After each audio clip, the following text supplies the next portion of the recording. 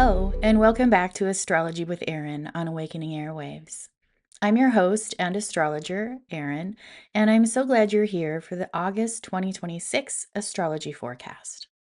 Each month, we take a look at the movements of the planets, the larger stories they're telling, and how those shifts show up in our lived experience so we can navigate change with greater awareness.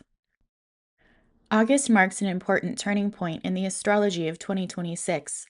A rare pattern connecting Jupiter, Uranus, Neptune, and Pluto continues to shape the collective background, while eclipse season returns with a total solar eclipse in Leo and the final lunar eclipse in Pisces for nearly 8 years. Along the way, Venus returns to her domicile in Libra, Mercury enters both Leo and then Virgo, and Jupiter perfects the first of three exact trines with Saturn. Altogether, this is a month of endings and beginnings, a time for releasing outdated identities while laying foundations for the future. I'm joined today by my friend and colleague, Emily Titomer. Emily is a Hellenistic astrologer and former professional dancer and choreographer whose work blends traditional techniques with a thoughtful archetypal approach to astrology. She sees astrology as a path toward greater self awareness, reflection, and understanding of our place within a living, interconnected universe. You can find links to Emily's work in the description box below. I'll also be posting August horoscopes for all 12 rising signs on my individual YouTube channel, so be sure to subscribe at Astrology with Erin if you'd like a more personalized look at how these transits may show up in your life. I'd also love to invite you to join me for the second annual Awakening Conference this September, where I'll be presenting a masterclass on Uranus and Gemini, the Promethean Awakener. We'll explore how this 7-year transit may bring disruption, innovation, awakening, and major change depending on where Gemini falls in your natal chart. You can find the registration link in the description below. And if you've been considering a natal astrology consultation, my books are currently open. I'm also offering 15% off all natal astrology consultations through the summer with code SUMMER15. You can learn more about my consultations, read my latest lunar blogs, and join my mailing list at astrologywitherin.com. Finally, if you're watching on YouTube, don't forget to like and subscribe. It really helps support my work and allows these conversations to reach more people. All right, there's a lot to explore this month, and I'm looking forward to diving into it with Emily. So let's get started. Hi, and welcome back to Astrology with Erin, and welcome to your August 2026 astrology forecast. I am joined today by my friend and colleague, Emily. Emily is a Hellenistic astrologer, as I am, and we've known each other a while. Emily, do you want to say hi to the audience? Just kind of introduce yourself, and let them know where to find you. Yes, hello. Thanks so much for having me on. I've been looking forward to this. I am a Hellenistic astrologer, as Erin said, and I've been practicing for about 4 or 5 years now. And I really love to work one-on-one with people and to kind of break down overlapping longer cycles of time is something I'm passionate about. Solar return charts, secondary progressions, all of those things. So I am open for readings. You can book a reading with me at emilytatomer.com. And I'm sure it'll be linked as well in the description of the video where you can find me, all of my Yes. socials and all of that too. So yeah, come and see me. This is what I love to do. Awesome. Thank you, Emily. I'm so excited to talk to you about August, and thank you so Yeah. much for joining me. I too have been looking forward to this conversation. So, before I share the chart and we dive in chronologically, we should talk maybe just sort of the big picture of Yeah. August, right? It's eclipse season.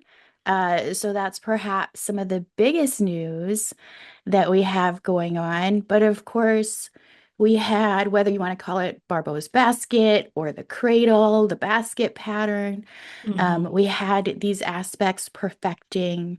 So last month in July, and they're really still very close. So that's going to continue to be active through August also. And what else is there to say? We have some dignity changes that you mentioned briefly before we hit record. So Venus is going to come out of her fall of Virgo and into her domicile of Libra. And by the end of the month, anyway, we will have Mercury in Virgo in his domicile and exaltation. And we'll have the sun moving through Leo for much of the month. Yes, we also have Mars moving into his fall in Cancer, right? Hmm. Hmm. Um, yeah, I think actually that there's kind of two main themes that I'm thinking of for this month. And one is what you were talking about with the basket, or the cradle, is that even though that perfected with the outer planets, Jupiter, and then the outers in Leo in July, August is when we see Mercury and Venus, Venus in Libra and Mercury in Leo, becoming two of the 5 points on almost a six-pointed star, right? And so I feel like that's one of the themes, that whatever was happening in July with um, the overarching kind of contextual societal events maybe that show up with that basket in July, that now we have our mind, the planet of the mind, Mercury, and the planet of our heart, Venus, involved in that dialogue. So maybe it's a month of integration or personalization of those basket transits. So that's kind of one thing I was thinking about overall for August. And the second is, you mentioned eclipse season. I feel like we have our final Pisces eclipse, and this is really closing out a 2 year Hmm. cycle. Our first Pisces eclipse was in September of 2024. And not only that, but we also have another kind of 2 year cycle that is wrapping up, where we had Mars enter Cancer in September of 2024, and then spent that, we all remember, I'm sure, that It's winter too of soon for 24, me. 25, when Yeah. Mars was retrograded Cancer, and it was like, oh, but then Jupiter went through Cancer. And then this Hmm. month, right now in July, as we record this, Mercury is going retrograde in Cancer. And then now in August of 2026, Mars comes back to Cancer.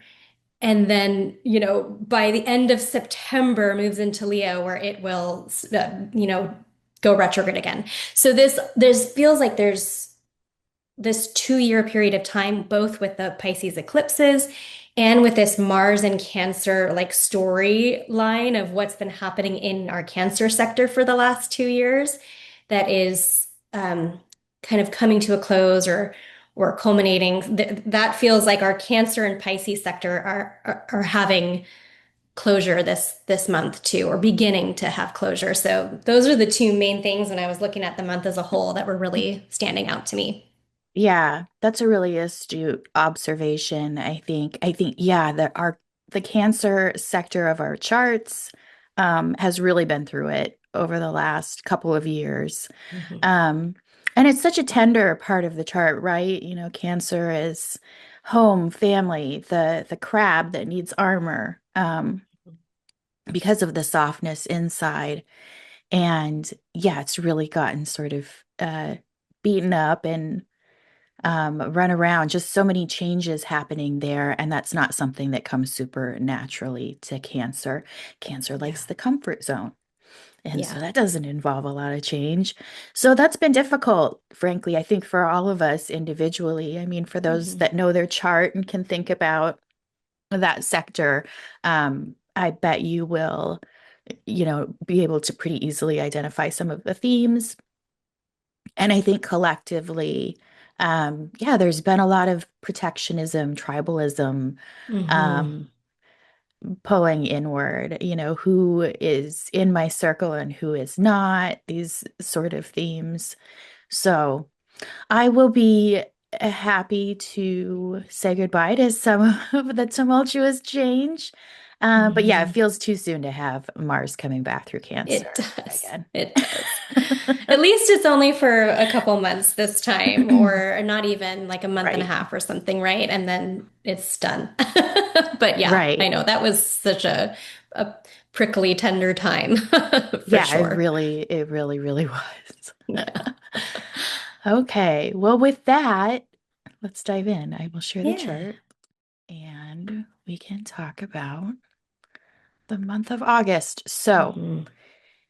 here I have us on August 1st. The first sort of movements, the first few days of August are really somewhat uneventful. Of course, we have the moon moving as we always do, but not a lot else perfecting until we get to August 6th, actually, is Yeah. when Venus is going to pop over into Libra. She's had quite the challenging time, I think, going through Virgo. She had to Hmm. meet up with the South Node. She had to square Uranus from there, and then she had to square Mars. So I would think that by the time she gets into Libra here, she's going to be much happier. Those of us Venus ruled people, if you have, strong Libra or strong Taurus in your chart, you're probably going to feel this, and it will probably be quite refreshing.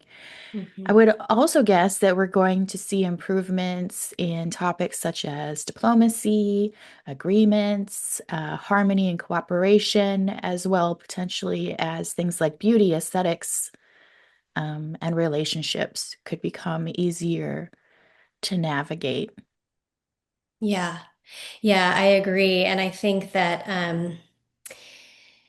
while Venus is in Virgo, probably our tendency mostly is to say why something won't work, why something is like what the flaws are in it. So any of these new ideas or shifts that are happening on the collective stage, um, while Venus is in Virgo, all we can, or not all we can, but the probably the tendency is to find the reasons why something won't work. And I think when Venus moves into Libra, she's much more equipped and resourced to maybe, yes, like you said, diplomacy, look at diplomacy, like maybe approach whatever's happening with a bit of a more balanced eye and have the ability to say, okay, well, maybe this could work if we approached it this way, if we tempered our language with sophistication and elegance, maybe we can come to some kind of agreement. And I think that's going to feel much better than just finding the the flaws and the faults and criticizing. Hmm. Yeah. Absolutely, absolutely. Yeah, I think I'm thinking you reminded me of Virgo sun friend that I had that I used to tease because I was like, you're always playing. I know what sucks about this. Like Yeah. Yeah. anything, it's like I'm gonna figure out what sucks about this because I know there's something. It's a Virgoan tendency, and I say Yeah. that in jest. I know you and I both have planets in Yes. Virgo, so Yeah. I can play that game too. Hmm. Um, but yeah, I think. I'm also thinking about the relationship between the two signs, my rising sign and your rising sign, Libra and Pisces, the Hmm. Antisha relationship that's about light. Mm. And I always think like what that's about in my mind because I really do like Pisces people. My son has a bunch of Pisces stuff. And I think a lot of what that's about, it's about light. The anticial relationship always is. But I think Libra and Pisces both have this sort of golden hour effect Hmm. where there Mm. can be some glamour um, and some beauty and some real appreciation of beauty. So I think that Venus's move here may have us being a bit more optimistic, especially about Venusian topics like relationships, agreements. Um, yeah, Yeah. and more focused on things like peace, harmony, in those Yeah. areas of life. Yeah. Yeah. Let's So, hope. Let's go for some So more peace. overall, I think it's very positive. So kind of looking forward to that one Hmm. personally. Yeah. And then really on the same day, we have the sun here um, perfecting his trine to Saturn from Yeah. 14 Leo to 14 Aries. And we know that when the sun trines one of the superior planets, that's around the retrograde station. So Saturn has just stationed retrograde back at the end of July. Mhm.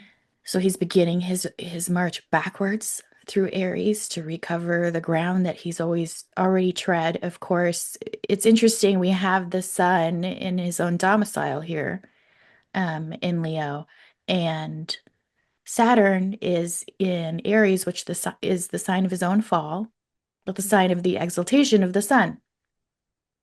Yeah. So in a lot of ways, the sun has more power um, in this aspect here.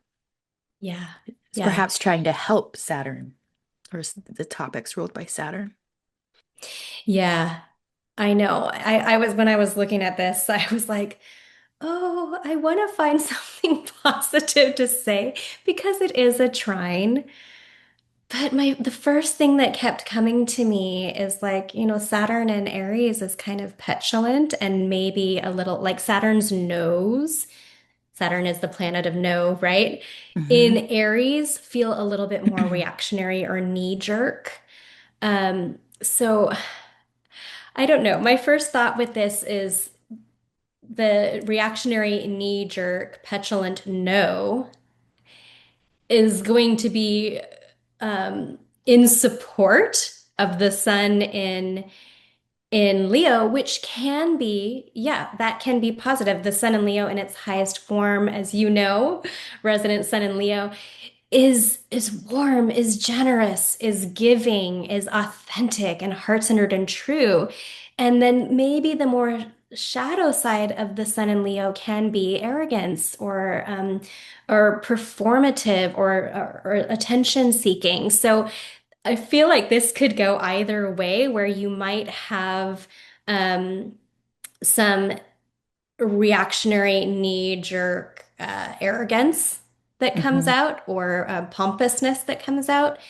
But you might also have the kind of cooling quality of Saturn lending its maturity and allowing the sun to express itself with generosity. So there's positivity and or light and dark, I guess, expressions of this aspect.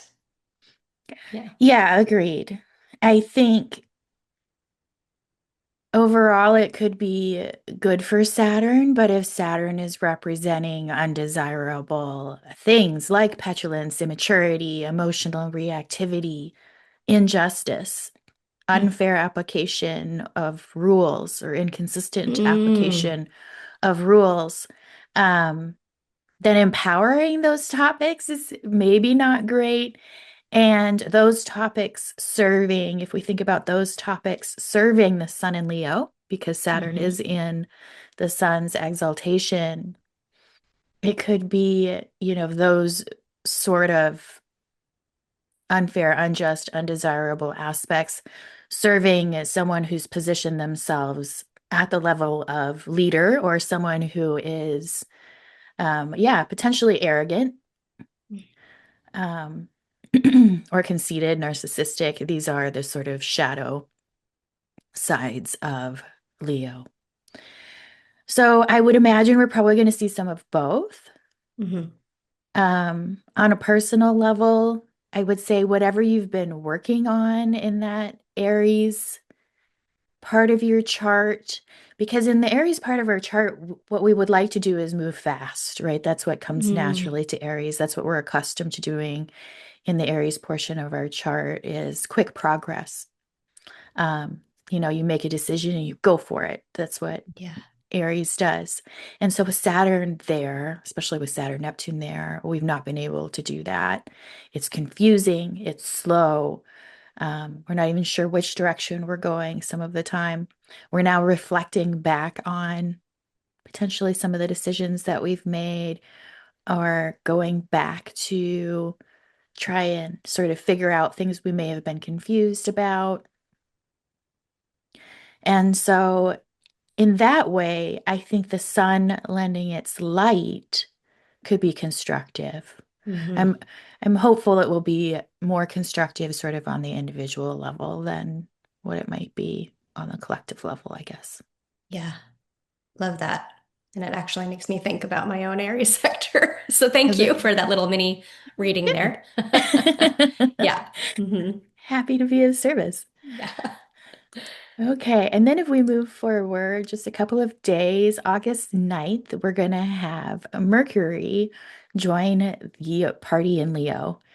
And I do think we'll be kind of happy to have him out of Cancer. He's been there, as you alluded to, for an extended period of time because he retrograded in Cancer. So, and Mercury in Cancer can be quite emotional. Our emotion tends to influence our thinking, our communication.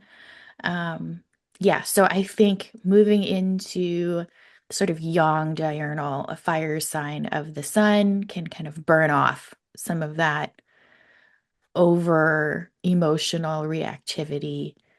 Um, and will probably be louder. If Mercury in a water sign is mute, in a fire sign, he's definitely not. Mhm. Leo is sometimes considered a feral sign, however, though, it is a Ooh. sign of a beast, an animal. There could be roaring happening here, Mm. I feel like. Definitely speaking from the heart. So maybe that's something to check ourselves around. Yeah.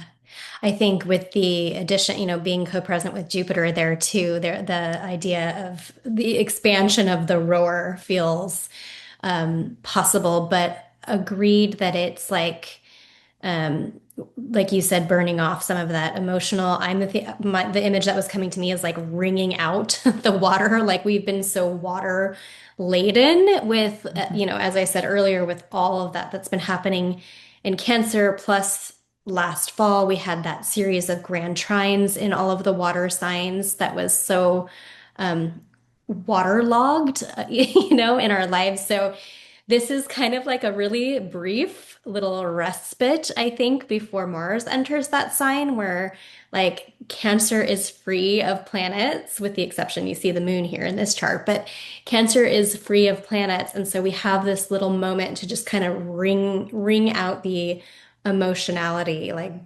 burn that off a bit and find our heart-centered expression. So I'm looking Mhm. forward to Mercury moving out of Cancer. Mhm. Yeah. Me too. And then we'll talk about a couple of other aspects first, but it's probably Yeah. worth noting Mercury is going to make a number of aspects from that beginning, those early degrees of Leo, just as the Venus had first, and then Jupiter, Hmm. and then the Sun as they came through.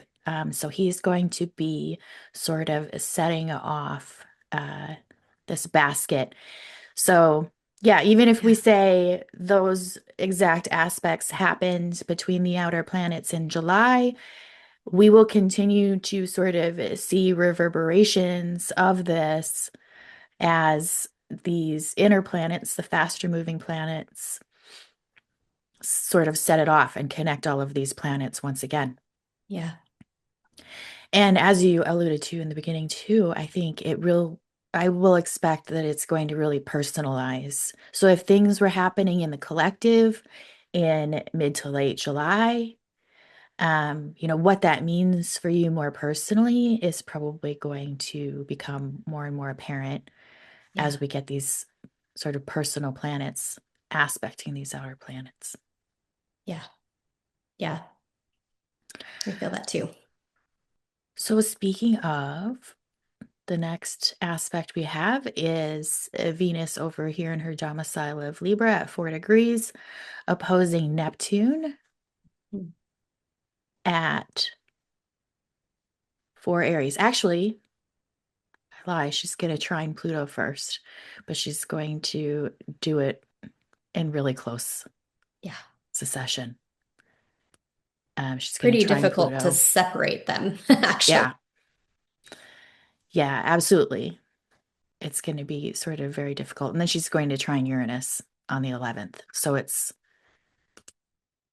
bing, bing, bing, like pinball makes me think of pinball.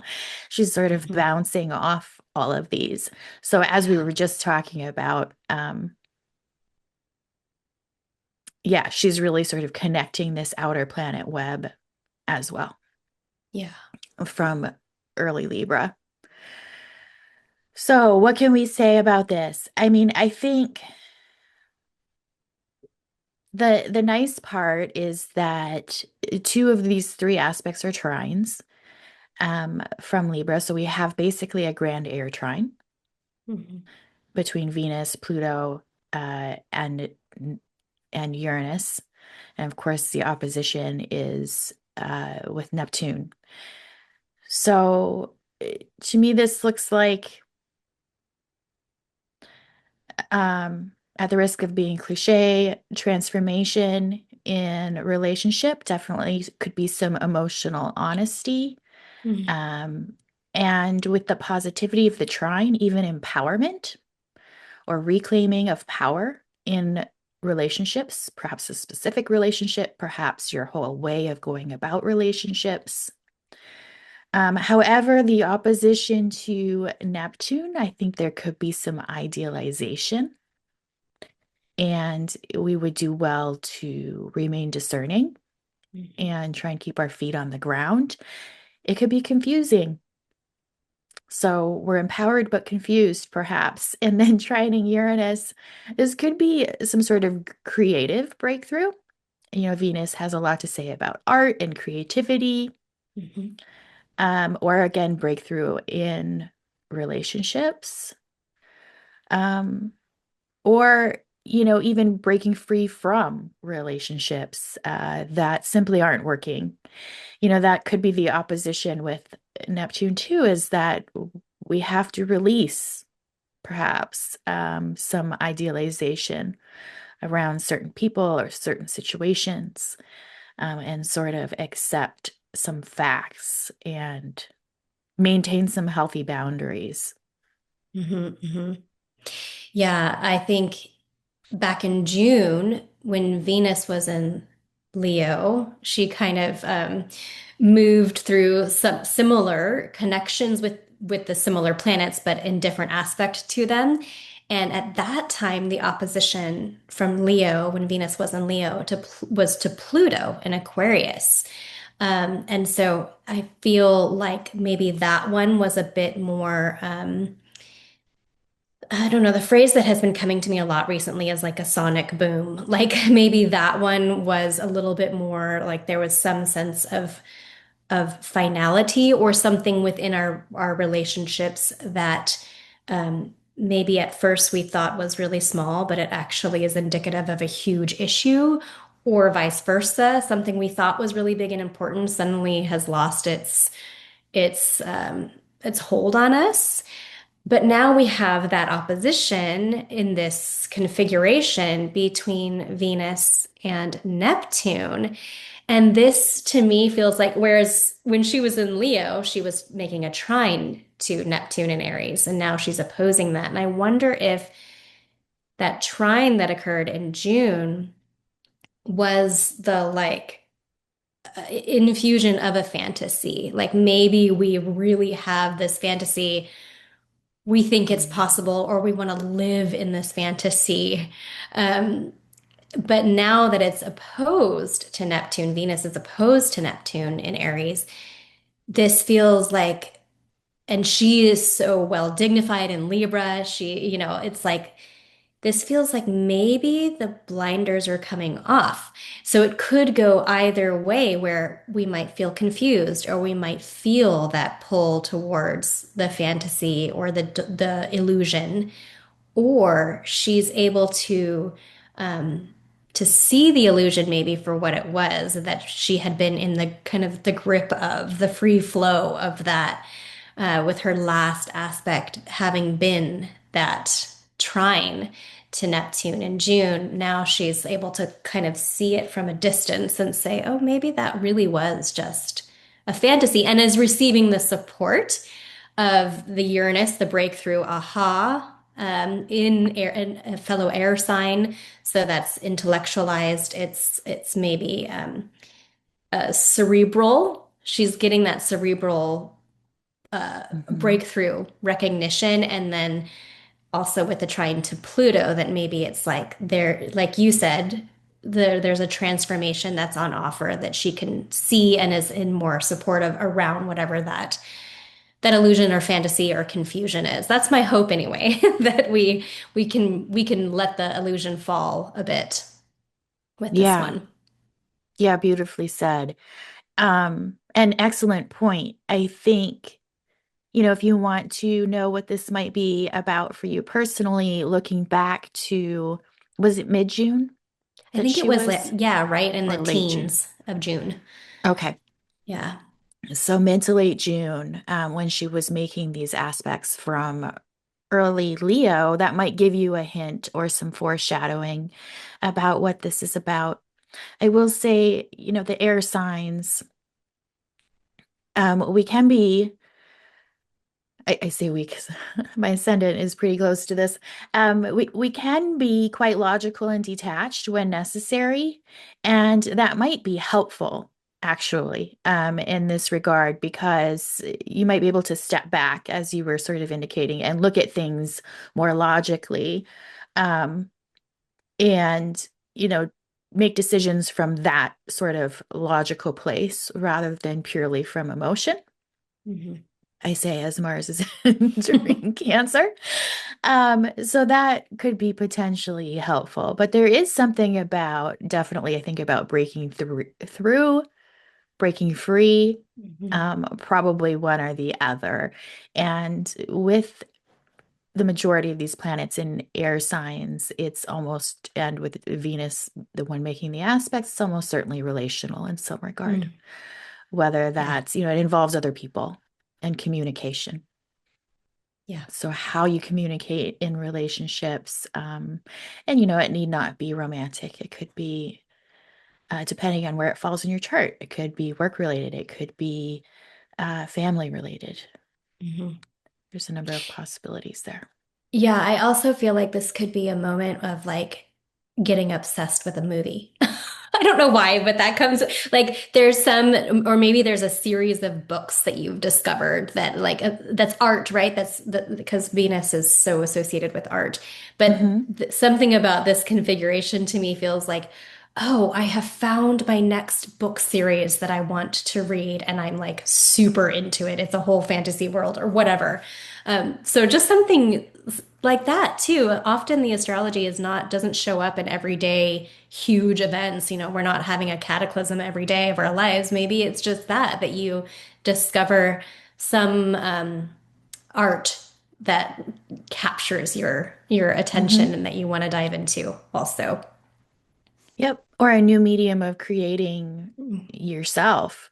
And Yeah. with air, I think, words, my mind goes to words, but it could be any sort of art, really. But yeah, there could be some obsession here for sure, like liberation and obsession, Hmm. both at the Yeah. same time. Yeah. So, really interesting. These are interesting times to be alive, no doubt. Yes. So, as we said, same day, August 11th, Mars enters Cancer. Hmm. Once again, it's just too soon for me. Just, Yeah. just too soon. Um, he is in his fall in Cancer. So, although he was peregrine, I guess we'll say, in Gemini, meaning he lacks any sort of dignity, he was neither detrimented nor empowered. Now in Cancer, he is in his fall. So, this is probably his least favorite place to be in a lot of respects. Hmm. If we think about, Mars as the god of war, he is cutting, severing, burning. Um, and Cancer is the sign of the moon, the sign of the mother, home and family, and our soft animal body, right? So those two things, it's part of like gives a sort of idea of why they're two difficult. They're very difficult together. They don't really go well together. So, anytime Mars is here, I think we see emotional reactivity, defensiveness, protectiveness, and frustration. If you think about, Cancer is not a very direct sign. If you think about the way a crab walks, right, he sort of shimmies up to things. And there's like a sideways sort of advancement, and Mars is definitely most functional when he's being direct. Otherwise, it can look like some passive aggression, Yeah. and then emotional reactivity to that passive aggression. Yeah, that's the first word I have here in my notes for Mars and Cancer is passive aggressive is passive aggression. And there's something about Mars and Cancer too that feels like harm. Like or the word like yeah, harm. Like your emotional state or Cancer being the sign of the moon has so much to do with our bodies and our somatic integration of things or somatic processing of things.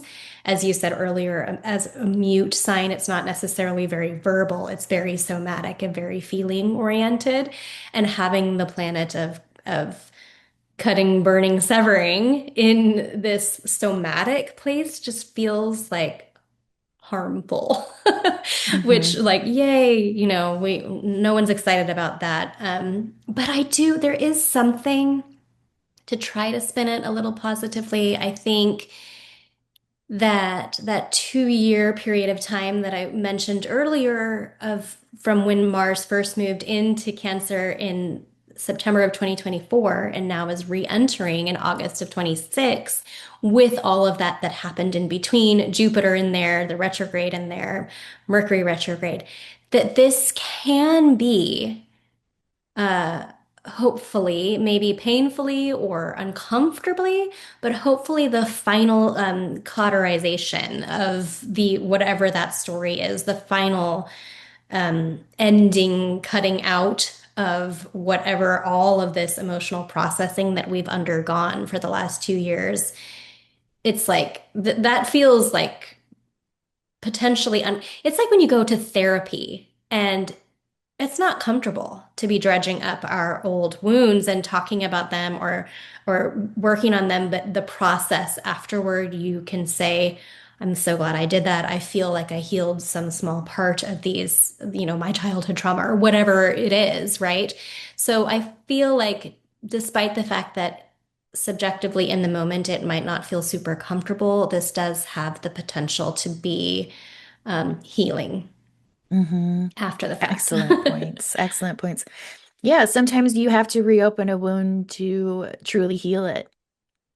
Like you mentioned in therapy. I know we've talked about EMDR therapy, and there is a certain amount of that. It's talking about it all over again, dredging it all back Yeah. up, but this time to process it, so that it can be released. So ideally, that would be lovely, and I hope that's how it looks for all of us. I'm also thinking about, as you were talking and you mentioned, last year when we had Mars retrograding in Cancer, there were a series of grand water trines. There was a lot of water in the Hmm. sky, right? We had Saturn and Neptune dipping back into Pisces after sort of toe dipping into Aries. And we had things traveling through Scorpio, especially in the fall. Hmm. And here in this chart, literally everything is in fire and air Hmm. other than Mars and Cancer. Hmm. So it's a really interesting juxtaposition. I think it may be easier because we don't have that other water to sort of pull ourselves out of our feels Hmm. a bit more. Things are going to be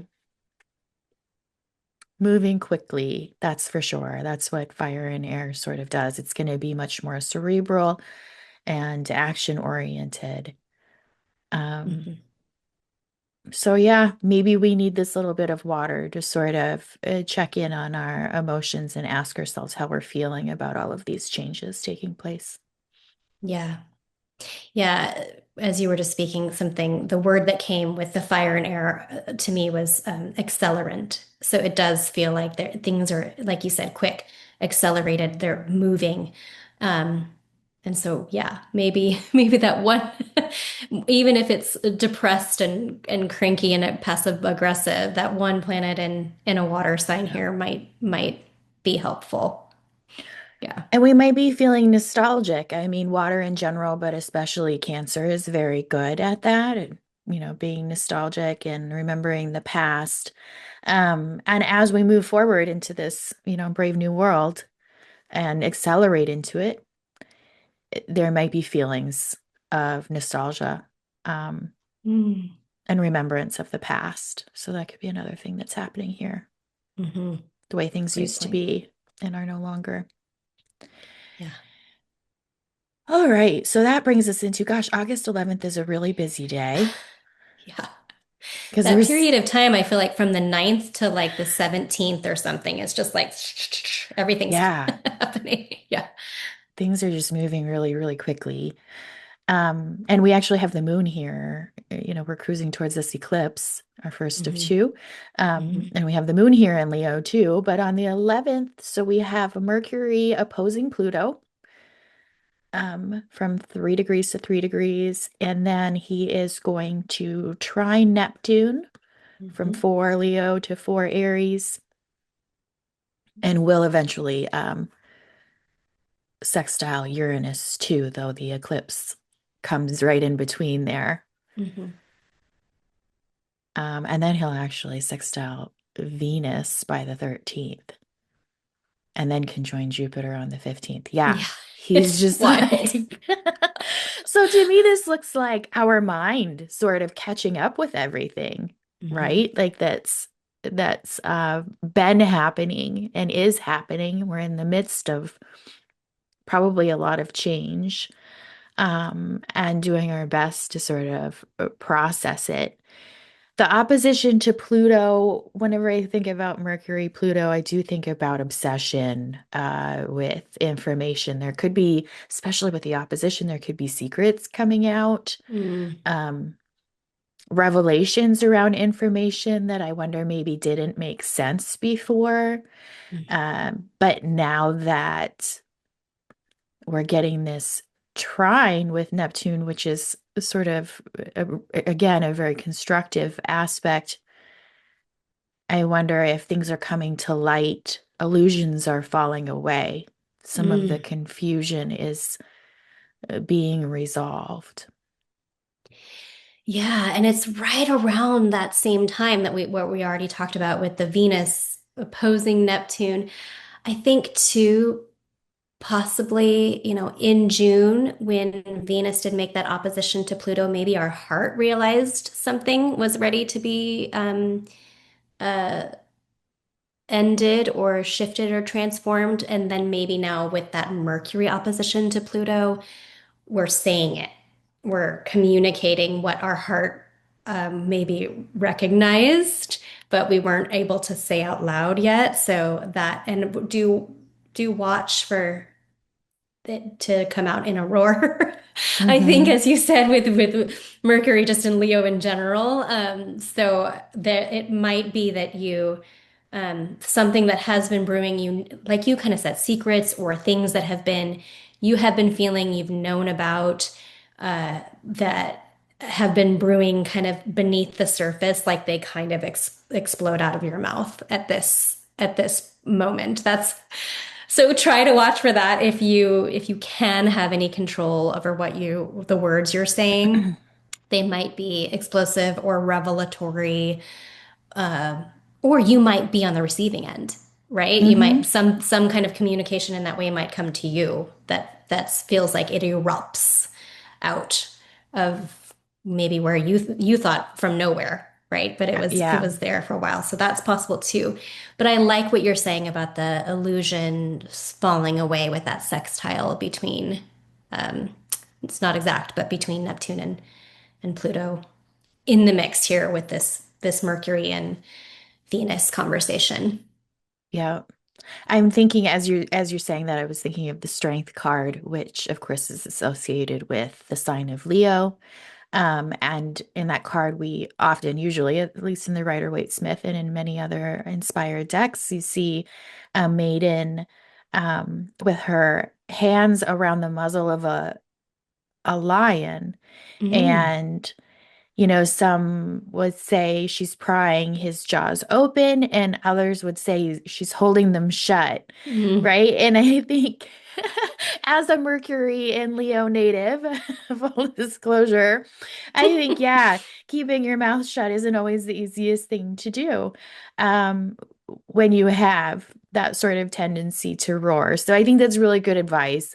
Be conscious of that sort of impulse.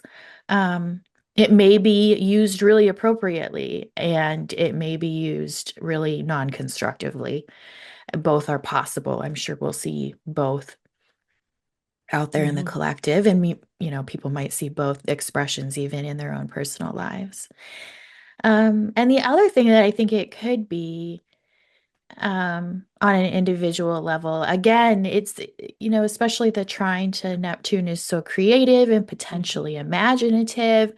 So again, you might be getting obsessed with some information, a series of books, a series of movies, making your own, either one of those things as well. Definitely Mhm. some people will be doing that, but others will be digging in um, to that sort of information or, um, yeah, a creative world.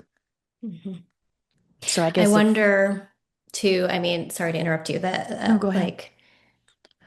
I wonder if there isn't some, disclosure coming out too, whether it's like the disclosure that people have been talking about with aliens, or maybe something more with the Epstein files comes out, or, not to get political, but like some kind of, like you said earlier, the secrets that have been just beneath, like festering just beneath the surface, are announced or come out in the open. Hmm. Yeah. Hmm. I would say I do really like um, that he's going to then make, again, these harmonious aspects, the Hmm. sextile to Venus and Uranus afterwards. And we have Venus very empowered here. And she is the universal sort of significator of women. And she is quite powerful in her own domicile and making that Hmm. trine to Pluto. So I kind of like that. Yeah. Um, and there may be some sort of resolution happening here. And again, we could see that collectively, we could see that personally. Um, if you have relationships, I just think the Saturn Neptune conjunction was so deeply confusing, like so Mm. deeply confusing. Hmm. And I think we might finally be getting some clarity around some of these topics that might have been about. Because the other thing that we have going, and again, we got to talk about the eclipse, but Hmm. as Mercury completes these aspects, so Mercury, Venus, lovely for art. I always think about music, Hmm. singing, making any sort of art, beauty and words. You're putting those together, and the really uh, positive side of disruption, inspiration that Uranus can bring, really unique and out of the box. Yeah. That can be great. And then as he meets Jupiter, I'm reminded of his station retrograde, right? Mercury was going to meet Jupiter here at the end Yes. of Cancer, but he refrained. We would call Reframed. it a reformation. He Hmm. said, "Oh, no." He slowed down and he started going back the other way. Hmm. So here in August, we finally have him meeting up in Jupiter, but it's not in that watery emotional sign of Cancer.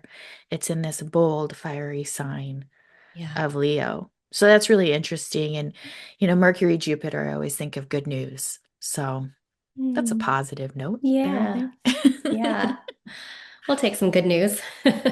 Definitely takes some good news. But yeah, it might be more about the Leo portion of our charts than uh, the Cancer portion. Hmm. We'll see. All Yeah. right. So then the next thing happening, or sort of really happening in all of the middle of this that we're Yeah. talking about, is August 12th and our total solar eclipse at 20 degrees of Leo. Hmm. This is a south node solar eclipse. We have the south node, and I think I have the true node on. That's generally what I use.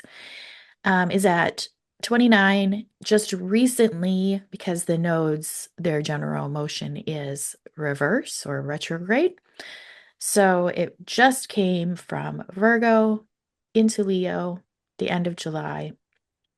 So this is really, as you indicated, we're wrapping up the cycle of Pisces, Virgo eclipses, and we're entering these Leo Aquarius eclipses. And we do have some overlap, which is pretty typical.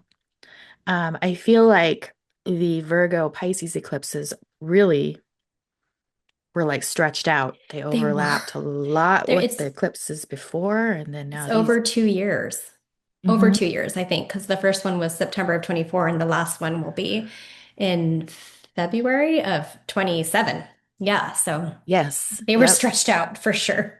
Because we'll have, yeah, and we'll talk about the Pisces eclipse in a little bit here, but then we'll Yeah, have, yes, the last one in Virgo in February of 2027. There were yeah. disproportionately lunar eclipses too, which was really interesting. Yes, very interesting. Um, so it really does make me think of like endings in those two sectors. Again, if you know your own chart, think about what's sort of been wrapping up in that sector or what you've really been ready to release and let go of.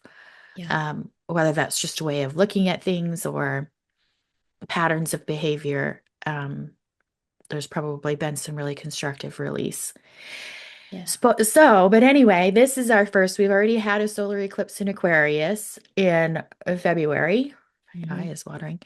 And so this is our first eclipse in Leo for this cycle Hmm. um, on this axis. And this looks to be a powerful one. It's pretty close to the node, only 9 degrees. Hmm. So, ideas what this might be about. Well, there's definitely something about identity, sovereignty, creative self-expression, leadership.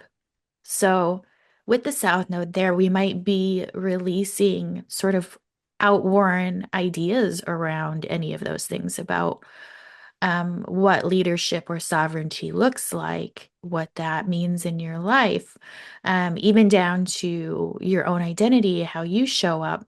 And that's probably going to be especially true for those of us with natal planets in Leo that are going to get sort of hit by this eclipse. Hmm. And as Chris Brennan would, just be woe for us to forget, eclipses are always major endings and major beginnings in these sectors of our chart. Yeah. So again, if you know your chart, think about where Leo and Aquarius fall, because those two areas are definitely going to be going through some sort of major upheavals. Yeah. And I think in the midst, I mean, it's really hard to separate. The eclipses may be the loudest because eclipses are quite volatile and loud or erratic or fate. They have a feeling of fatedness often with them. But it's in the midst of all of these other transits we've been talking about with the Venus and Mercury making the trines and sextiles and oppositions that it's like this to me feels like this week, this period of time, even though eclipses, the expression of how they show up in your life can manifest over time, within a couple of months, even 6 months, even within the whole period of time that the eclipses are falling in those signs. But this feels Mhm. like a very um with the exactitude of so many of these other transits happening right at the same time, this feels like a very kind of concentrated loud, potentially eventful, whether that's like a psychological event that's happening for you or a mundane event that's happening. This just feels like a big one to me. And like you said, celebrity, leadership, ego, identity, sovereignty. These are all things I'm hopeful that with the positive aspects that Venus is making, that Mercury is making, with the good news potentially in this area of our chart that's coming with Mercury conjoining Jupiter in a little bit, maybe this is about the distillation or the releasing of the pedestalization of certain aspects of our culture, whether that's celebrity, whether that's influencers, whether that's um, leaders that are showing up as the image of leadership, but are not actually authentically leading.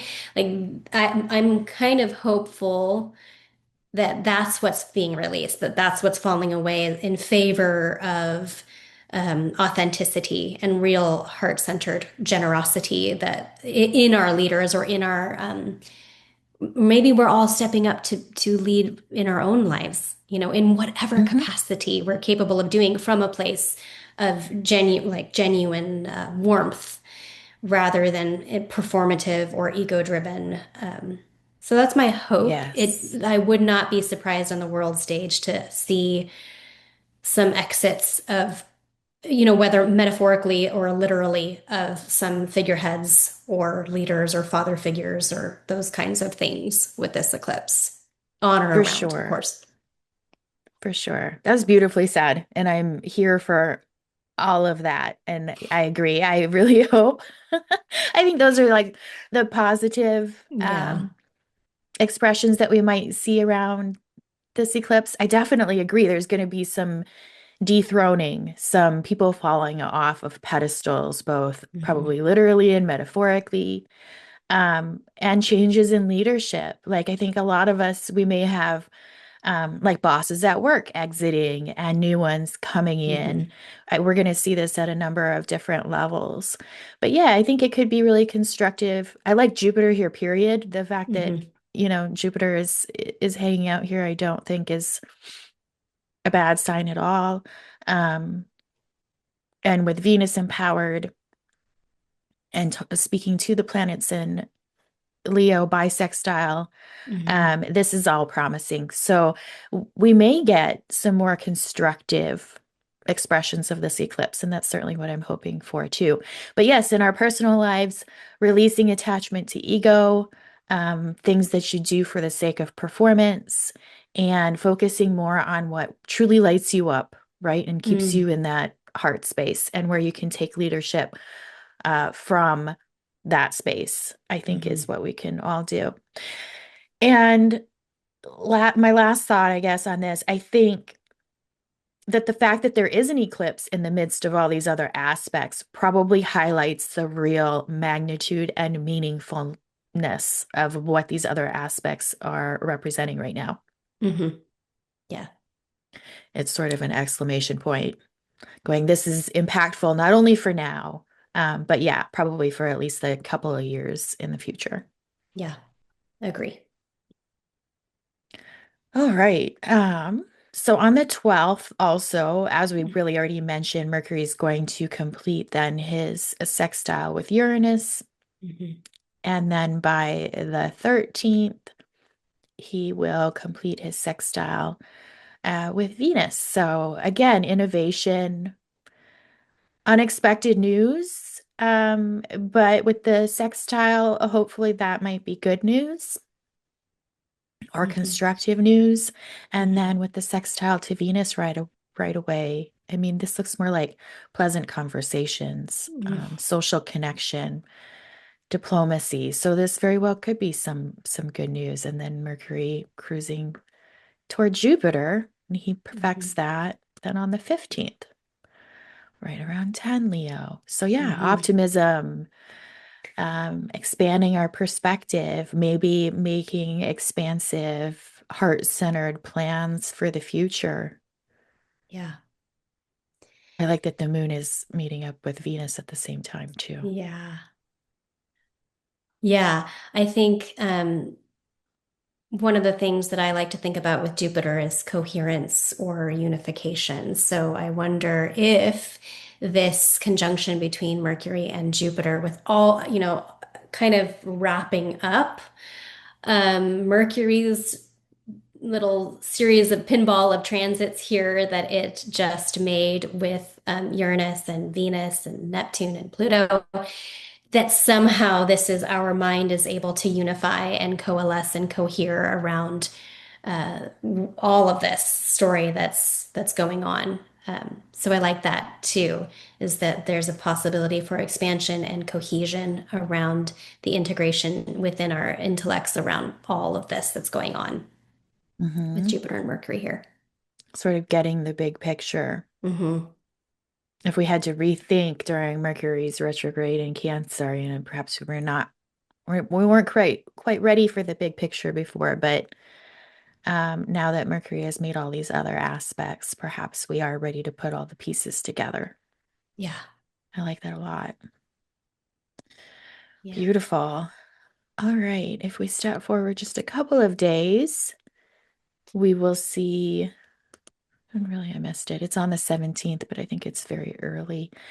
Mars is going to square Uranus.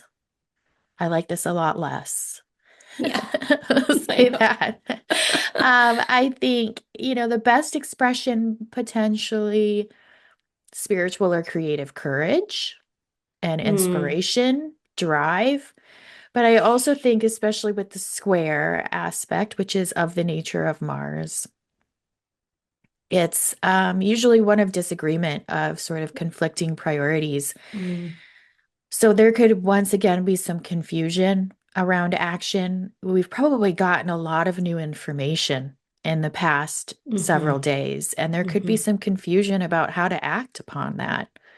How to act going forward, where your energy is really best directed based on all of this new information. So, motivation and energy levels, I think, could really fluctuate and be hmm unsteady hmm during this time. Yeah.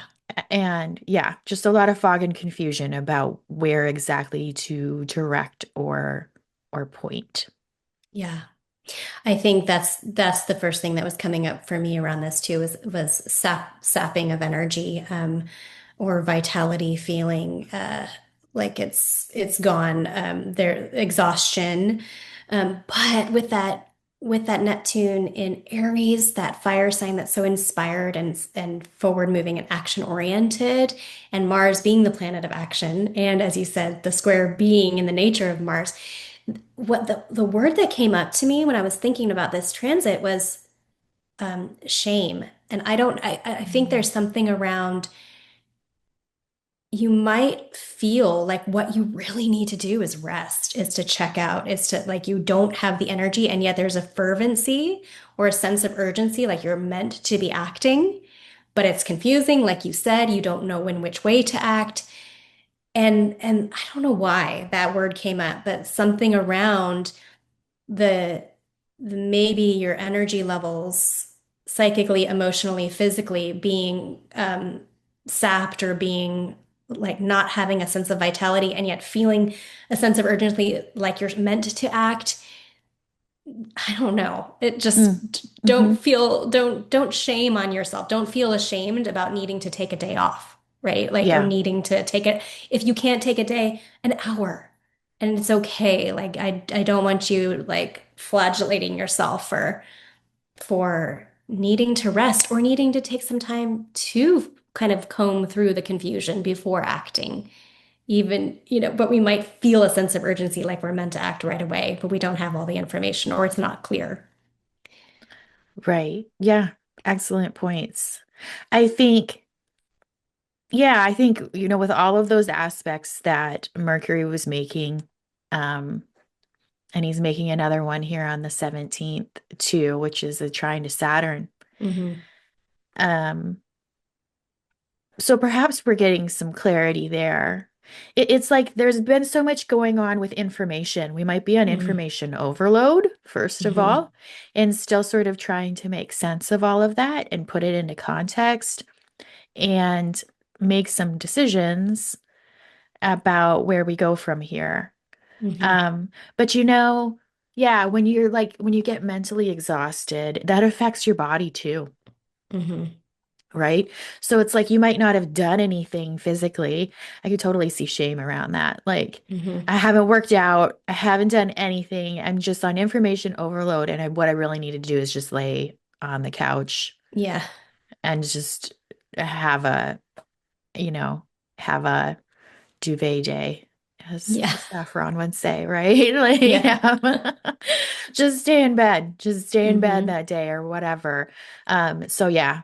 So I think if I agree, if you need to do that, do it. Hmm. And don't shame yourself for skipping the gym or skipping whatever it is you need to skip. Yeah. Because I think with Mars and Cancer too, we may be processing things through our body. I mean, we Mm. always do to some extent anyway. And with all of this new information coming in and everything moving so quickly, our nervous system may not have caught up yet. Yeah. Yeah. Especially with all of the interaction with Uranus, even though it's largely positive aspects, it's like I think of Uranus as associated with our nervous systems and kind of that like vibratory energy. So Mhm, they're just to add to that what you just said about the nervous system. It could be very activated right now. mhm, mhm. Especially in Yeah. Gemini, I feel like that's true, or probably in any air sign, but there's Hmm. so much like electricity. Well, that's kind of what your nervous system is, right? All of your little Yeah. neurons firing. Yeah. So it could be quite disruptive. The Mercury trine Saturn, though, Hmm. I don't mind, even though it's a pretty constructive aspect, even though Saturn is quite banged up, retrograde and in his fall here. Hmm. But Mercury coming off of all of these other aspects, especially coming off his last aspect was this conjunction to Jupiter. Hmm. So it is this sort of big picture thinking. And here we have perhaps some mental clarity Hmm. with the trine to Saturn, perhaps some clarity around plans, the discipline that may be required to carry out those plans. Hmm. There could be some really serious conversations and sort of responsible communication happening. Hmm. And so it happening really around the same time as Mars's square to Neptune is interesting. It's like we're developing a plan. It's not yet time for action, perhaps. Hmm. Hmm. And I think I mean, excuse me, Saturn constructively here um, can offer the toning down or the tempering of any bombacity or any overly high volume roar of the Mercury in Leo. And I think that can be helpful here Mhm, to just temper it, to tone it down, to lend a little bit of restraint. And as you said, responsible communication feels very apt for this transit mhm, to me. mhm. Yeah. Yeah. So overall, I do not mind it. All Yeah. right. Same day. We're still on August 17th. We have a few like really busy days Yeah. in August where everything's just happening at once, is rather Yes. how it feels. But Venus, and here in this chart, she's just perfected it, is coming off this sextile with Jupiter. So here Hmm. we have the sextiles of the nature of Venus. Venus is strong in her own domicile, and it's the two benefics making a harmonious aspect Hmm. to one another. So what's not to love? There Yeah. could be harmony, generosity, opportunities, possible growth in relationships, Hmm. especially with Venus and Libra. So it's really, really pretty lovely for the Hmm. most part. Um, Other than Venus's next aspect. So I guess enjoy this moment because her next aspect is that opposition to Saturn. Yeah. Yeah, I think too, was it in June that Venus and Jupiter conjoined in late Cancer? Hmm. And this would be the opening sextile to that conjunction that happened. So this does feel, and that was such a benefic, right? We had we had Jupiter, the two benefic planets conjoining in Jupiter's exaltation, and Venus has triplicity, dignity in Cancer. And so that, on paper was what so many astrologers call like the most benefic transit of the year kind of thing. And this then is that opening positive conversation between Jupiter and Venus taking place while Jupiter is now highly dignified in her home sign. So I agree that this little sextile between Venus and Jupiter feels really lovely and to enjoy it if at all possible. I don't like Mhm. to overpromise and then have it underdeliver. This is not I know. necessarily going to be like, oh, you're winning the lottery, or, it's just like, Right. but it could just be a lovely day, a wonderful conversation, a couple of hours spent with a good friend or someone that you care about that just feels easy and natural and um and sweet, right? So yes, enjoy that. Mhm. But then I know in my notes for the Venus opposite to Saturn, my first word was ouch. I just Yeah. put ouch. Things get Like, serious real fast. yeah. I think again that's a really astute observation when you think about so if the conjunction is a seed planting, and I think it's best or easiest to equate it to the moon cycles, right? Yeah. So a new moon, the conjunction between the sun and the moon, a seed planting, and this sextile point, which is interesting because now we're getting the sextile between the sun and the moon, as I say this too, Mm. at the same time. Yeah. Yeah. This is when some light returns to the moon, right? She's really in her dark phase, even after the new moon. You don't really see her in the sky, except maybe a sliver, but just to even get like the thumbnail of the Hmm. crescent, this is the opening crescent. So we could think of it the same way. This is the Hmm. opening crescent where there's some light coming to the matter. Because I don't know about you, I know we talked about it some, but I didn't feel like I got a whole lot out of that Venus Jupiter conjunction, even though it was really sort of hitting some of my or aspecting some of my natal planets. Hmm. I went and hung out with my mom, which was lovely and very like sort of Venus and Cancer anyway. Hmm. But I felt like it was an emotional time, sort of heavy on the nostalgia. Hmm. And that, is not always like the most fun. Yeah. Um, it might be good for like bonding, sort of, but like not the most fun, definitely not super loud. Again, Cancer being this sort of mute sign. And now Hmm. here we have them in fire and air. So we might actually, perhaps we're actually talking about some things that we noticed we were feeling under the conjunction. Hmm. And there's actually some movement happening Yeah. uh, in these situations. Yeah. I'm like, sitting here racking my brain as we're talking. I'm like, I don't remember like nothing stood out to me, especially around that conjunction of like this is so Venus Venus Jupiter and Cancer showing up. So Yeah. maybe we will see some light uh illuminating Yeah. whatever that storyline is about. Yeah. And I think it's interesting because, this square between Mars and Neptune, um, Hmm. it looks like confusion and then a serious conversation, Yeah.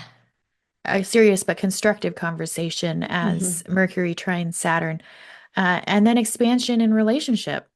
So, I Yeah. mean, this could be good. It could be clarifying. Hmm. Um, but then, as you said, so then once we get to the 21st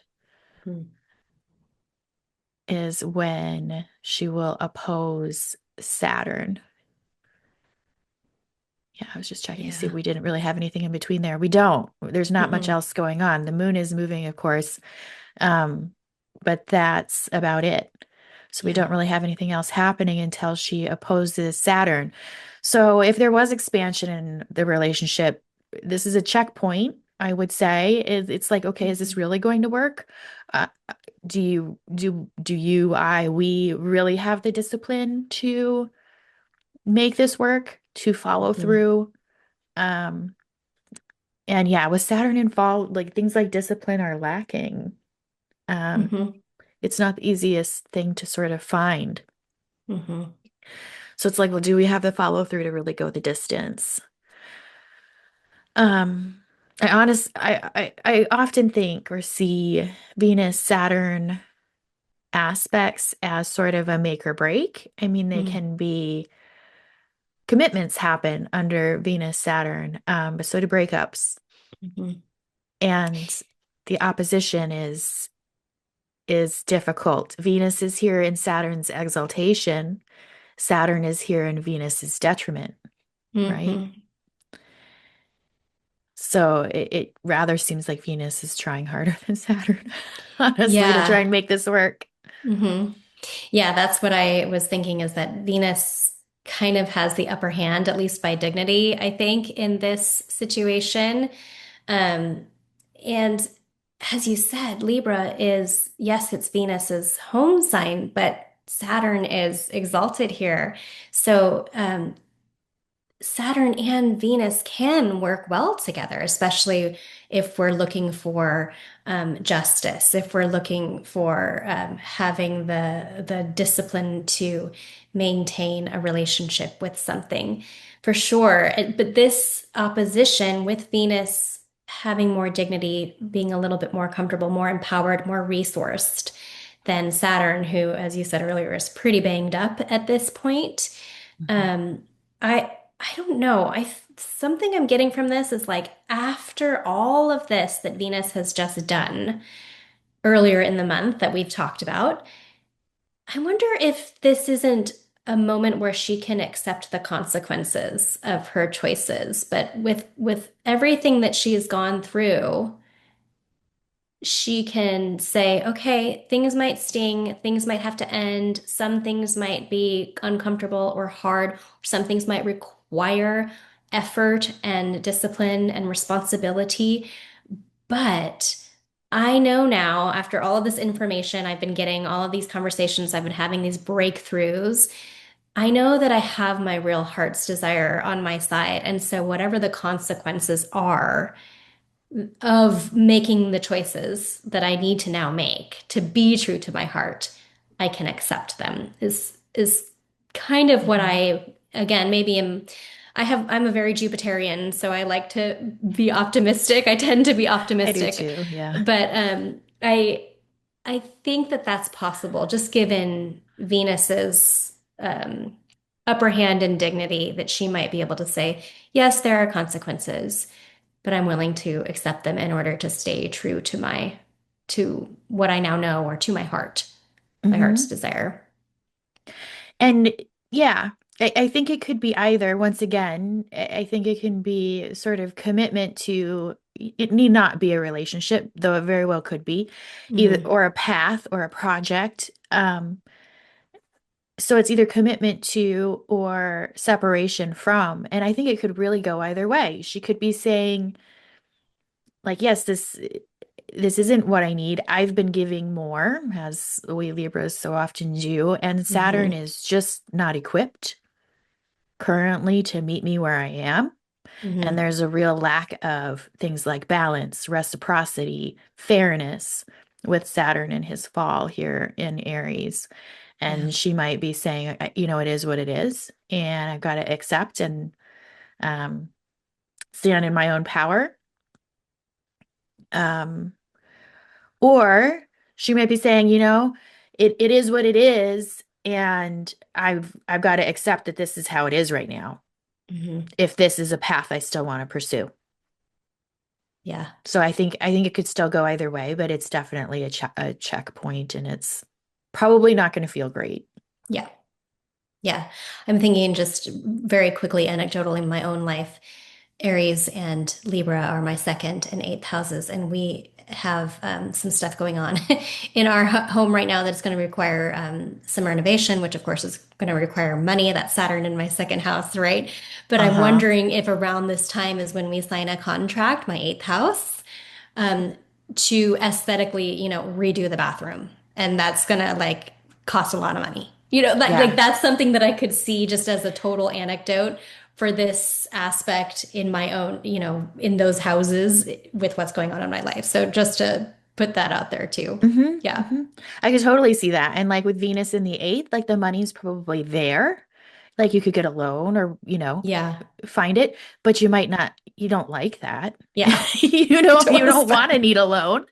Yeah. Like, But I can accept so, it to aesthetically make my bathroom, and, right. healthfully make Right. my Be bathroom. like, Okay. oh, it Yeah. is what it is. We got to do what we got to do. Yeah. Yeah, I Yeah. think that really does sort of sum up what's going on there. Yeah. Okay, so that's the 21st. If we walk forward to the 22nd, we're going to see the sun meet up with the south node, which is interesting because, hmm especially happening in the context of all of these other things, because there could be a real ego surrender hmm here, That's what I um, have too. acceptance around whatever this is, and saying, I surrender. This situation, um, it is what it is, and I have to accept that, and I'm not in control.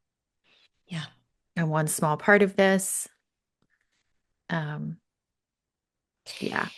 Yeah, and we are still in between eclipses, right? And the most recent eclipse that we just had on August 12th was a solar eclipse, and so this was our eclipsed luminary, the sun now actually reaching the node that and I feel like Nick Dagan Best, I've heard Nick Dagan Best talk about the eclipses that precede the degree of where the node is at the time of the eclipse.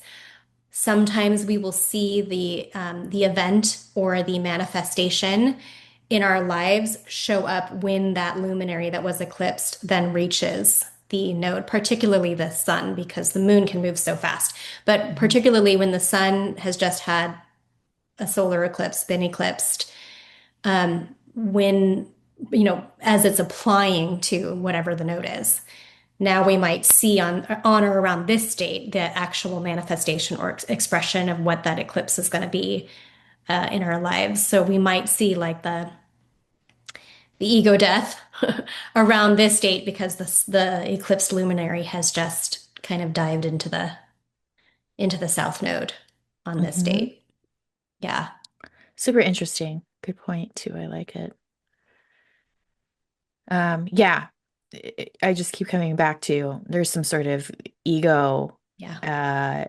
uh, uh, hopefully not reputational surrender or surrenders around reputation, though I could see that. I mean, there probably will be for some people, that especially if hmm you've been behaving badly, like that might be a moment of consequence, hmm around these sort of things, or if you've been like outside of your authenticity.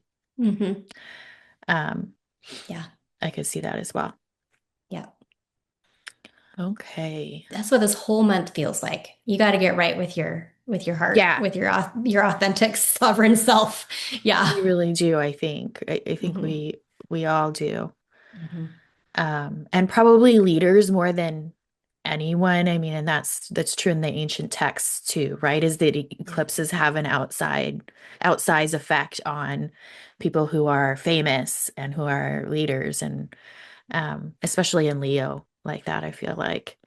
Yeah. But for all of us, it's a good time to make sure that you're, in your integrity.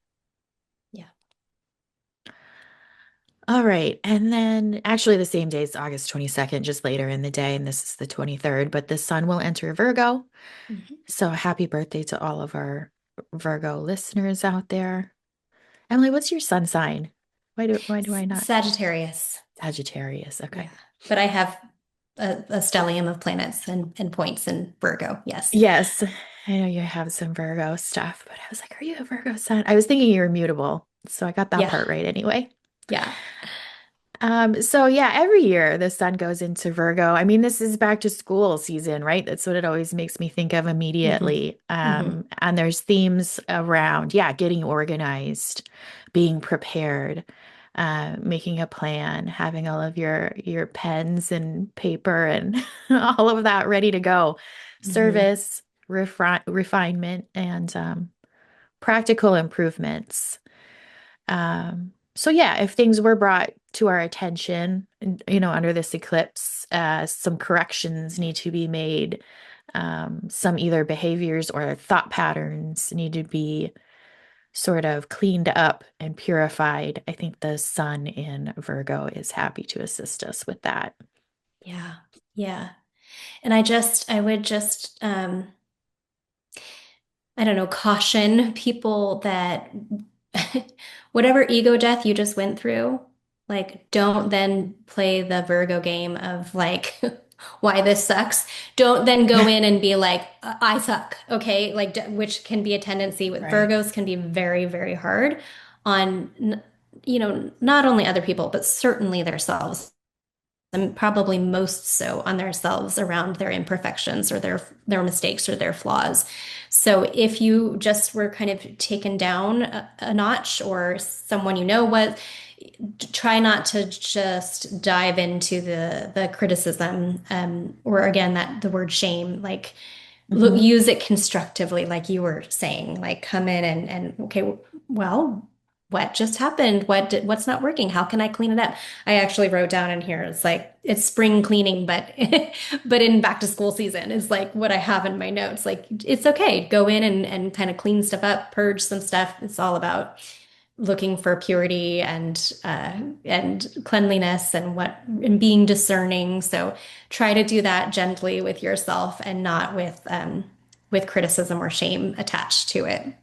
As I mean, I'm saying this because I have such a lot of Virgo, including Yep. my Jupiter, which is my ascendant and sun ruler in Virgo. So I know that it's easy to be hard on yourself. So try not to do that if you Yep. can. Yep. We're both of that Jupiter and Saturn in Virgo Yeah. generation. And yeah, I keep mine in the 12th. So it is very, very, very critical Mhm. inside my own head. And I think about, if we did just go through a lot of revelations, checkpoints, acceptance. Mhm. Um, this might be a time as things move into Virgo, which is a yin sign. It's more turned inward to really sort of reflect and process, digest.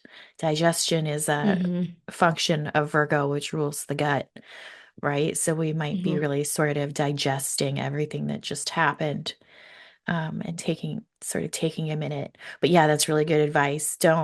There's no need to play a super hypercritical blame game. Mhm. That's probably not going to help anything.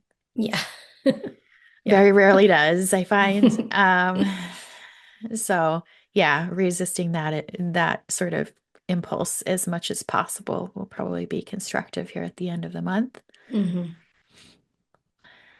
And then just a couple of days later, we have Mercury really following in the sun's footsteps. He's first going to run into Ketu, the south node of the moon, that eclipse point, and then join the sun in Virgo. And this is more constructive, I think, Yeah. because Mercury is the ruler, both the domicile ruler and exaltation ruler of Virgo. It's his Mhm. absolute sort of favorite, most functional place to be. And this, I think, again, if we're starting to reflect and digest information, Mercury is going to be super helpful Mhm. with that and getting some sort of mental clarity, discernment, precision. He's great at practical problem solving here. Mhm. So if a pivot or a new plan for the future is necessary, Mercury in Virgo is the one to sort of turn that task over to. Yeah. And edit. I think of Mercury in Virgo as being a great editor. So in whatever capacity you need to edit in your life, Hmm. now's a great time to lean into that, whether that's an actual um, written document that you're editing, or editing your diet, editing the stuff in your home, whatever that is, that you're well resourced to do some productive editing Hmm. in your life at this time. We may be editing our 10-year plan based on Yeah. all of this stuff that just Yeah. happened, Yeah. there might be some pretty big edits Yeah. going on. We might be editing, yeah, our ego and how we show up. Hmm. what we're attached to as far as um, how we show up in the world or other people perceive us. So Yeah. there's probably going to be a lot to digest during this time, and Mercury in Virgo is pretty happy to help with that. Yeah. Yeah. Agree. He's also going to start applying to a square with Uranus, but that doesn't perfect until the next eclipse. So let's talk about the eclipse first. I think that's the next thing. So August 27th, we have Hmm. our lunar eclipse at 4 degrees of Pisces. Hmm. So, some technical notes. This is then out of sign from the nodes because they have moved, but it's still really close to this node, only about Hmm. 5 degrees. So it's a very sort of powerful lunar eclipse. Hmm. And this is the final eclipse in Pisces, as you mentioned, until 2034. Hmm. And it is ruled by Jupiter as the ruler of Pisces. So he's over here in Leo, sort of off axis. Hmm. So he doesn't really see this eclipse. And this eclipse is conjunct, or really sort of between a couple of fixed stars, Fomalhaut at 4 degrees of Pisces and Deneb, a DJ, at 5 Pisces.